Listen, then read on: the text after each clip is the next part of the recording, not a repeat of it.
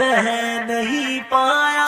कोई दीवाना कहता है, कोई पागल समझता है, मगर धरती की बेचैनी को बस बादल समझता है।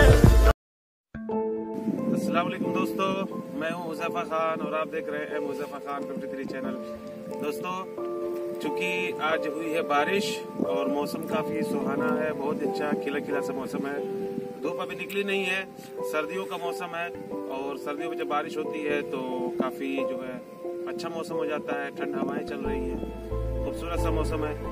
और मैं इस वक्त खड़ा हूँ जो है, आदिल भाई दिखाएं जरा कैमरे से, तो ये मटर के खेत में हम लोग खड़े हैं और ये गाँव में मटर का सीजन जो है बोई जा चुकी है, लेकिन अभी ये छोटी छोटी है, तो इसमें सिर्फ फूल आए हैं, अभी इसमें फल नहीं आया है।